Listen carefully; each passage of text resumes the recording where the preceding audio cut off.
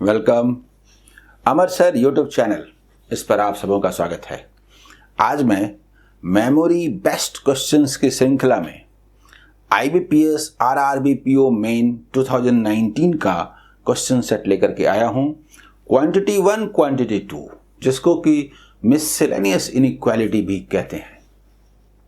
4 questions आए थे, उन सबको सॉल्व करने से आपको एक सिस्टम समझ में आएगा। लेकिन एक बात मैं कहना चाहता हूं, जो 40 क्वेश्चंस आते हैं उसमें अलग अलग सेक्शंस होते हैं। जैसे DI 3 या 4 सेट्स होते हैं, कैसलेट, डेटा सफिशिएंसी, नंबर सीरीज का 3 लेयर फॉर्म, कभी कभी क्वाड्रेटिक इक्वेशंस और ये मिससेलेनियस इनइक्वालिटी। इसमें कोई थोड़ा इजी होता है, कोई मॉडरेट होता है, कोई थोड़ा टफ होता है, एक कॉम्बिनेशन होता है। इस बार मतलब ये जो सेट है मिससेलेनियस इनइक्वालिटी का, ये कंपैरेटिवली DI और दूसरे सेक्शन की तुलना में सॉफ्ट जोन है, यानी इन 4 में से 4 क्वेश्चन को सॉल्व किया जाना चाहिए। आपको मजा आएगा। आइए बेस्ट अप्रोच पे बात करते हैं। आइए,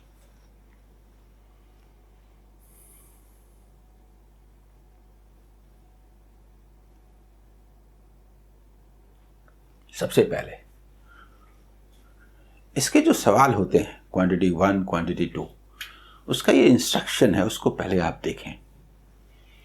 इंग्लिश हिंदी दोनों में है, ये तो मैं बार बार कहता हूँ।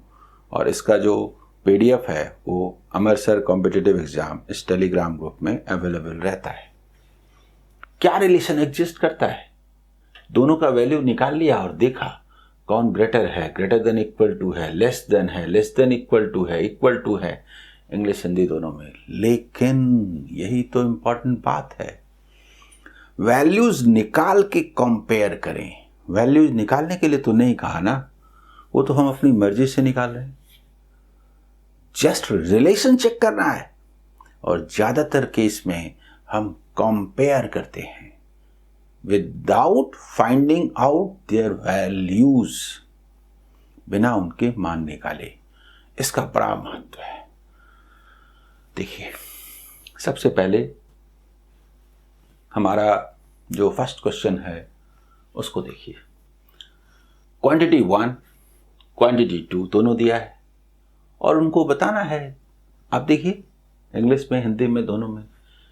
फर्स्ट है कि by selling 15 apples A seller gains the selling price of 2 apples, calculate his gain percentage. कह रहा है, बताता हूं। जैसे ये जो क्वांटिटी 1 है, क्वांटिटी 1 है, ये क्या कहता है कि 15 एप्पल्स को सेल करने पर, मान लीजिए 1 को सेल करते हैं 1 रुपये में, 2 के सेलिंग प्राइस के इक्वल 2 रुपीज का प्रॉफिट होता है। तो कॉस्ट प्राइस कितना हुआ? 13।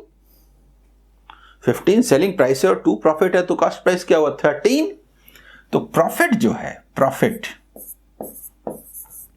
वो क्या है? 2 आउट ऑफ 13। और अब आप क्या करेंगे? इनटू 100 करके परसेंटेज निकालेंगे। क्या जरूरत है? परसेंटेज में कौन बड़ा है, क्यों फ्रैक्शन में कौन बड़ा है, एक ही तो बात है। नहीं निकालेंगे, छोड़ दीजिए। क्वांटिटी 2 की बात करते हैं। क्वांटिटी 2 की बात करते हैं। 25% profit is gained when an article is sold for rupees 625. Calculate the percentage loss when the same article is sold for rupees 435. Solve करने के लिए तो तरह तरह से सॉल्व किया हुआ रहेगा। उस ख्याल से कोई टफ क्वेश्चन नहीं है। टफ है with in given time solve करना। सुनिए, कॉस्ट प्राइस तो नहीं चेंज होगा 100%। 10% प्रॉफिट पर सेल करेंगे तो 110 पर सेल करेंगे, 20% लॉस पर सेल करेंगे तो 80% पर सेल करेंगे। डिफरेंट प्रॉफिट लॉस पर सेल करने पर डिफरेंट सेलिंग प्राइसेस आएंगे, कॉस्ट प्राइस तो नहीं बदलेगा ना। हम कॉस्ट प्राइस क्यों निकालें? लास्ट परसेंटेज अभी बताते हैं ना, कॉस्ट प्राइस को 100% मानते हुए 25% प्रॉफिट का मतलब ये 125% है, 125% है। और यदि हम 435 पर सेल करते हैं तो ये 435 कितना परसेंट है, इससे तुरंत समझ में आ जाएगा प्रॉफिट लॉस का परसेंटेज। यानी हम चाहते हैं कि हम ये जो 125% है इसको चेंज करें सीधा परसेंटेज में। यानी 435 इज व्हाट परसेंट ऑफ, देखिए व्हाट परसेंट, ये सोचते बताइए। 625 का मतलब 125%, तो 435 का मतलब सेलिंग प्राइस का मतलब कितना परसेंट, बताता हूं। सबसे पहली बात है कि इससे ये 5 टाइम्स कटेगा, परसेंट में है ये, और 5 का मतलब डबल कर दीजिए तो ये 870 होता है, यानी 87%। क्वांटिटी 2 बात कर रहे हैं, 87% क्या है, ये सेलिंग प्राइस है। 87% पर अगर सेल करेंगे तो लॉस हुआ ना, तो लॉस कितना हुआ, लॉस हुआ 13%। मुझे बताइए ये 2/13 है और ये 13/100 है, कौन बड़ा है? 100 को इधर लाइए 200, 13 को उधर ले जाइए 169, ये बड़ा है, तो क्वांटिटी 1 बड़ा हुआ ना क्वांटिटी 2 से।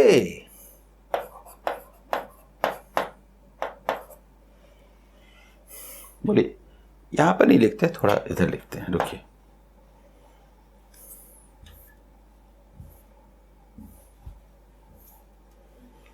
ऐसे लिखते हैं,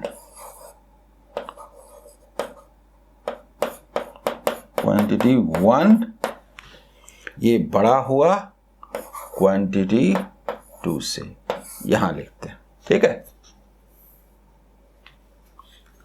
क्लियर। तो 1 is greater than 2, 1 is greater than 2 को बोलते हैं आंसर ए आंसर। क्लियर, समझ में आ गया? आगे बढ़े, आगे।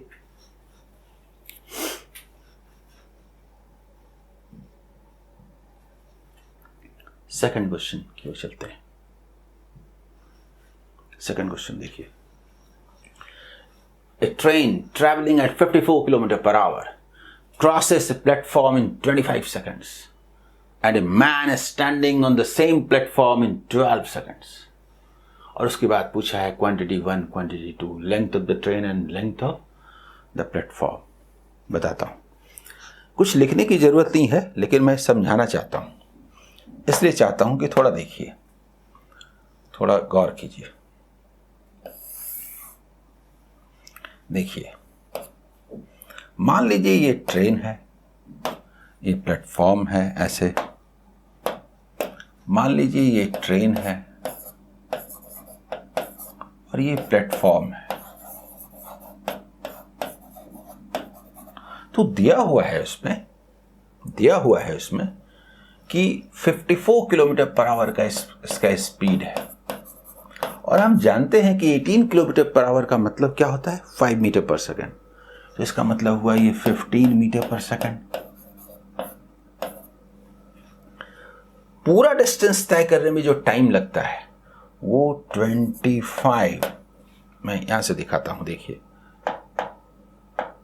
ये 25 सेकंड का टाइम लगता है, ट्रेन प्लस प्लेटफॉर्म।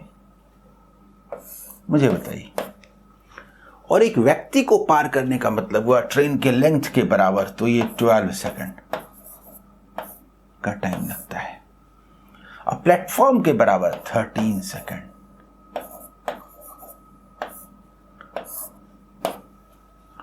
स्पीड तो सेम है, लेंथ ऑफ ट्रेन समान स्पीड से 12 सेकंड में जो तय होगा 13 सेकंड में ज्यादा न तय होगा। Quantity 1, length of the train. Distance described in 12 seconds. With the same speed, distance described in 13 seconds. आप मुझे बताइए ये वाला क्या है? Distance in 12 second. ये है quantity 1.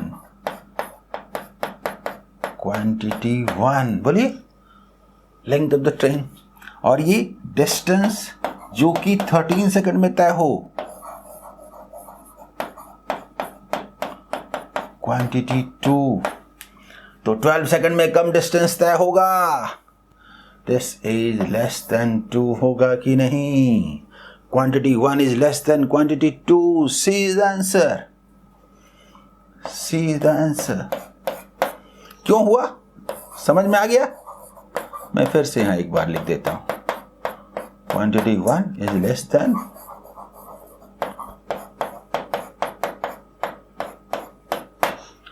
This is smart approach. Solve करने के लिए तो सारे वैल्यूज निकाल के सॉल्व करेंगे ही, लेकिन हमने बिना डिस्टेंस निकाले हुए इसको सॉल्व किया. बोलिए समझ में आया कि नहीं? ठीक है, आगे बढ़े अगले क्वेश्चन की ओर.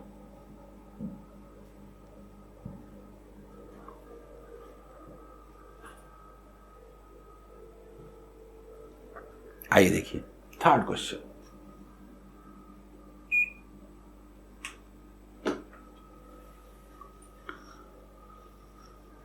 बहुत बढ़िया टाइम एंड वर्क इफिशियंसी से है.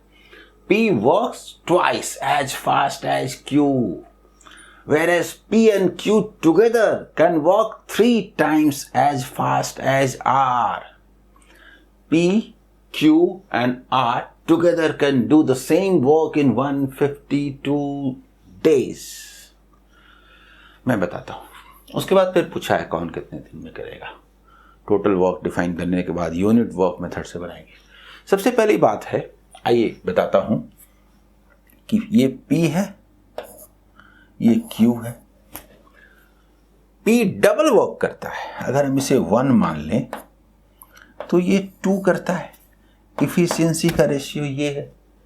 और P Q दोनों मिल करके, मतलब P प्लस Q दोनों मिल करके तो 3 करते हैं.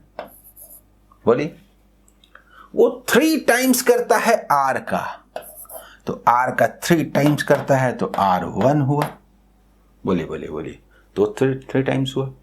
This is the ratio of efficiency. यहीं से हम लोग मान लेते हैं कि P ये करता है 2 यूनिट्स पर जो भी है डे वॉक.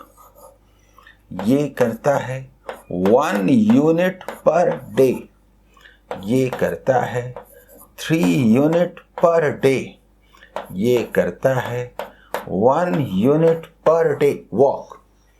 टोटल वर्क तो P, Q एंड R तीनों मिलके. तो टोटल वर्क क्या हुआ बताइए मुझे?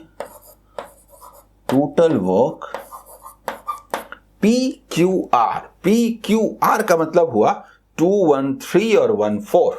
समझ में आ रहा है ना? ये 4 units per day P plus Q plus R into 152 days में वर्क खत्म करता है. तो इतने यूनिट्स हुए.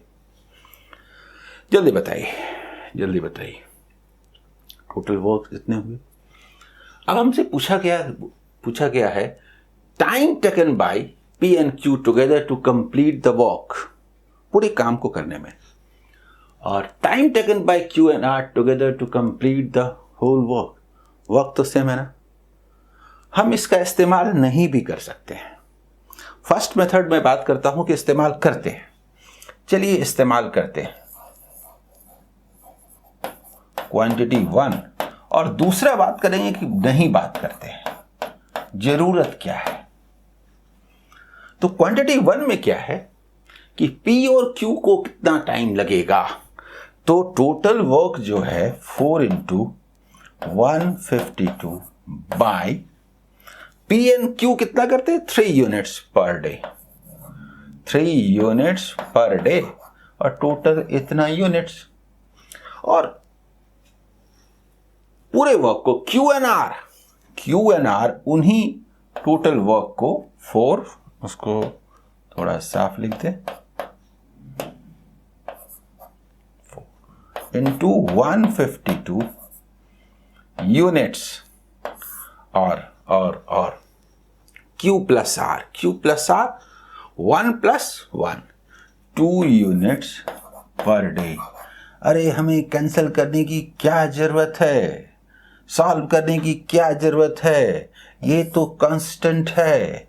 2 3 होगा कि नहीं, 2 3 होगा कि नहीं, कंपेयरिंग रेशियो लेंगे तो इसका मतलब क्वांटिटी 1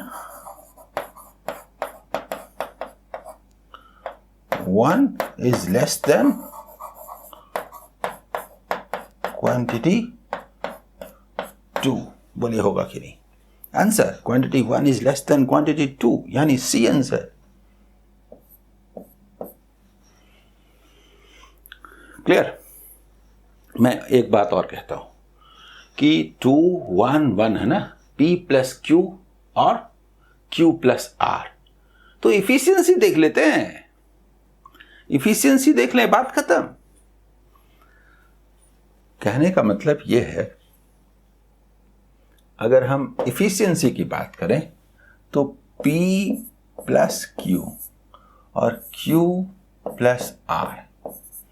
इफिशियंसी की बात करें तो ये 2 + 1 होता है और ये 1 + 1 होता है। तो टाइम इनवर्स होगा कि नहीं? 2:3। ये हुआ क्वांटिटी 1 और ये हुआ क्वांटिटी 2, ऐसे। सेकंड मेथड क्या जरूरत है, क्योंकि वर्क सेम है, टोटल वर्क, तो हम बिना कुछ लिखे हुए जस्ट इफिशियंसी को डिफाइन करके ये बता सकते हैं कि quantity 1 is less than quantity 2। ठीक है, आइए इसके बाद अगला सवाल एजेस का है, बल्कि एजेस कम रेशियो का है। बताता हूं। The age of Manan is 50% more than that age of Shikhar. आपको सिखाता हूं, बताता हूं, देखिए लिखता हूं डिटेल। मनन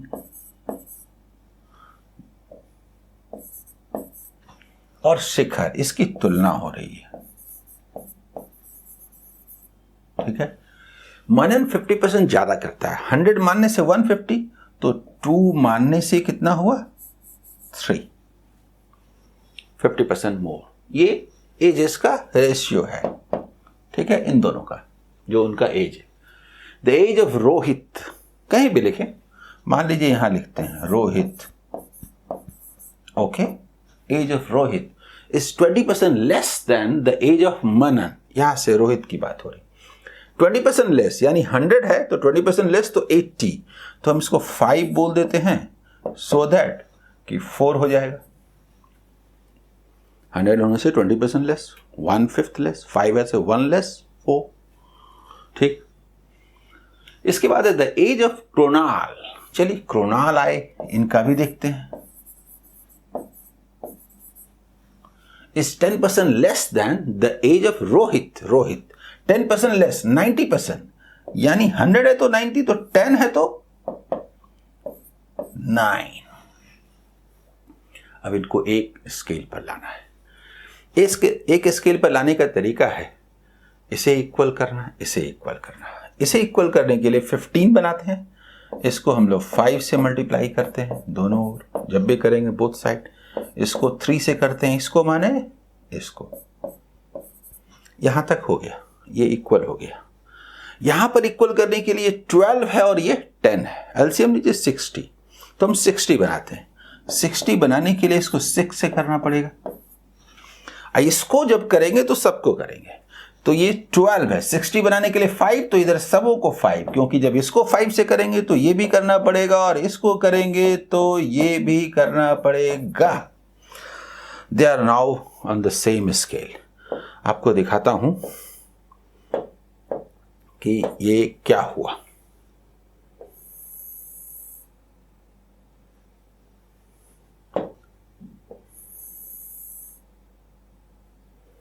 देखिए, अब ये एक स्केल पर आया। क्या आया? 75। ये क्या आया? 50। रोहित का क्या आया? 60। और कृणाल का क्या आया? 54। ये एक स्केल पर आ गया। चलिए इसको लिख देते हैं, ठीक है। क्या क्या आया था? मनन, मनन, इसके बाद शिखर, इसके बाद रोहित, एंड देन कृणाल। और जो रेशियो था 75, 50, 75, 50, देखिए लिखने की जरूरत नहीं है, मैं लिख रहा हूं आपको समझाने के लिए। 60 and 54 करेंगे, निकालेंगे या फिर नहीं निकालेंगे। अब क्वांटिटी 1 है, by what percent the age of Rohit is more than the age of Shikhar. तो रोहित का एज शिखर से कितना परसेंट ज्यादा है, ठीक है। आगे है, by what percent the age of Krunal is more than the age of Shikhar. दोनों की तुलना शिखर से हो रही है, ये बड़ा है, बात खत्म हो गया। Quantity 1 is greater than quantity 2। एक ही से तुलना हो रही है, 50 की तुलना में 60, 50 की तुलना में 54। 60 ज्यादा होगा कि नहीं? क्या जरूरत है, लेकिन थोड़ा एक्सप्लेन करता हूं। क्वांटिटी 1 जो है, क्वांटिटी 1 जो है वो कहता है कि 60 50 से कितना ज्यादा है। 60 50 से 10 ज्यादा है। 10 50 का कितना परसेंट है? हम तो जानते हैं कि हाफ है, फ्रैक्शन ही जानना काफी है। हम इसको न भी निकालें तो भी कोई बात नहीं। कृणाल इससे कितना ज्यादा है? देखिए, क्वांटिटी 2, कृणाल 4 ज्यादा है, तो 4/50। जरूरत क्या है कि हम इसको निकालने जाएं? जरूरत क्या है? Just compare. परसेंटेज की जरूरत ही नहीं है, डिनोमिनेटर सेम है। 1 is greater than 2, so A is the answer. Quantity 1 is greater than quantity 2.